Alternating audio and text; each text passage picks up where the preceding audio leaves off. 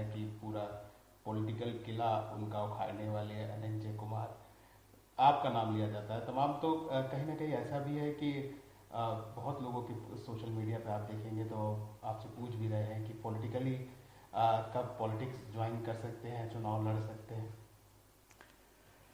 देखिए, यही एक गलत रिप्रेजेंटेशन है। हमने न तो किसी व्यक्ति को टारगेट किया, न किसी राजनीतिक एंटिटी को टारगेट किया, कर भी नहीं सकते। हम एक लोकतांत्रिक व्यवस्था में काम करते हैं, जनप्रतिनिधियों का पूरा सम्मान करना हमारी ड्यूटी भी है। हम आबद्ध हैं ड्यूटी से। किसी भी जनप्रतिनिधि का अगर हम, मैंने कहा वैसी तरीके से जैसे अगर हम इंसल्ट करते हैं तो उल्टे हमारे पर उसका असर आता है। संविधान हमें इसकी आज़ादी भी नहीं देता, हमारी व्यवस्था भी हमें इसकी आज़ादी नहीं देती, न किसी को करना चाहिए। मैं हमेशा से अपने कर्तव्यों का पाबंद रहा हूँ, ये विश्वास दिलाता हूँ। और मैं कम से कम ये कह सकता हूँ कि जानबूझकर आज तक मैंने कभी कोई इस तरीके का कार्य नहीं किया जो मेरी ड्यूटी के का हिस्सा न हो। तो बहुत सीधी सी बात है, ये मैं विश्वास करता हूँ कि करीब करीब ज़्यादातर अधिकारी ऐसा करते हैं। बहुत हम आलोचना का भी पात्र होते हैं, पर वही है कि चीज़ सही ढंग से प्रेजेंट हुई कि नहीं हुई। इस मामले में भी चीज़ों को बड़े उल्टे तरीके से प्रेजेंट किया जा रहा है, जैसे कि ये एक पॉलिटिकल एक्ट हो। आप देखेंगे तो अब दिक्कत यह है कि मैं इसको पॉलिटिकल एक्ट से अलग भी नहीं कर सकता, क्योंकि चुनाव के समय का मसला था जिसमें फैसला आया है, लेकिन इसको सक्षम कोर्ट ने उसमें फैसला लिया है, वो फैसला मेरा नहीं है। दूसरी चीज़ ये है कि जितने मुकदमे हुए वो एविडेंस बेस्ड हैं, तो एविडेंस बेस्ड मुकदमों में मैं फैसला नहीं लूँगा, वो सक्षम कोर्ट लेगी। एक व्यवस्था है, उस व्यवस्था के तहत चीज़ें होंगी और वो समय पर पता चल जाएगा। अब रही बात कि पॉलिटिकली मेरा इस पर क्या मानना है, सिर्फ इस बात के लिए कि मैं इसको बहुत ज़्यादा चर्चित रहा, एक व्यक्ति राजनीतिक व्यक्ति से संबंधित रहा और इसलिए मुझे राजनीतिक टिप्पणी करनी चाहिए। राजनीतिक टिप्पणी हमारा न तो दायरे के अंदर आता है, न हमारी लक्ष्मण रेखा के अंदर आता है, न मैं कर सकता हूँ। और बाकी मैं अपने प्रोफेशन से बहुत खुश हूँ।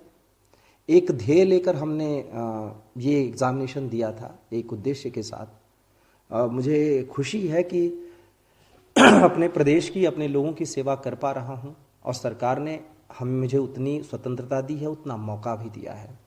मेरे लिए सौभाग्य की बात है और ये ईश्वरीय कृपा है कि हम जिस जगह पर हैं, जिस पद पर हैं, उस पद पर बहुत सारे लोग आना चाहते हैं, हम आज उस जगह पे हैं।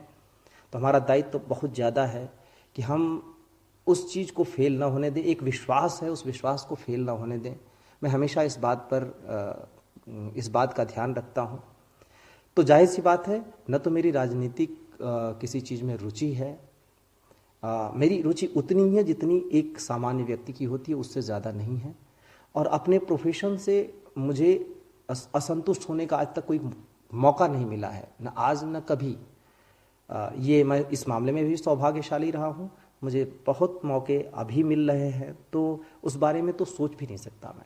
और दूसरी बात यह कि भविष्य में क्या सोचूंगा, एक तो ये है कि भविष्य किसी ने देखा नहीं है कि भविष्य में क्या होगा, लेकिन मैंने आपको बताया, मैं अपने कार्य को, अपने काम को एंजॉय करता हूँ, पसंद करता हूँ और उस पर गर्व करता हूँ कि मैं इस सर्विस का हिस्सा हूँ।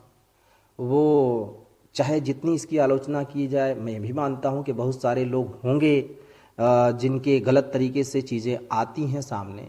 हम समाज का हिस्सा हैं, समाज से ही आते हैं। समाज में जितने परसेंट और जितने लोगों में बुराइयां हैं, वो हो सकता है हमारे अंदर भी हों। हम भी इनफॉलेबल नहीं हैं, हम भी इंसान हैं, इंसान से गलतियां होती हैं। लेकिन जो दायित्व की पूर्ति है, दायित्व की पूर्ति में कभी हम पीछे रहे तो वो हमारा दोष होगा। तो उस बारे में सोचना भी मेरे लिए गलत होगा। और इस बात के लिए भी कि मुझे अपने कार्य पर, अपनी सर्विस पर गर्व है। और इस बात के लिए गर्व नहीं है कि मैं बहुत एलीट क्लास का मेंबर हूँ, इस बात के लिए गर्व है कि हमें मौका मिला है उस निचले स्तर पर जाकर कार्य करने का, जो सबसे निचले पायदान पर हैं, उन लोगों को कार्य करने का। हम सिविल सर्वेंट हैं, हम लोक सेवक हैं और लोगों की सेवा करने का मौका मिला है। साथ ही साथ हमें एक प्रिविलेज्ड स्टेटस भी मिलता है, एक सर्विस भी मिलती है। हमारा दायित्व है कि हम उसका पूरा उपयोग करें, लोगों की सर्विस करने में, लोगों की सेवा करने में। और मेरे लिए ये नौकरी नहीं, सर्विस है, सेवा है। मैं पूरे तन मन से इस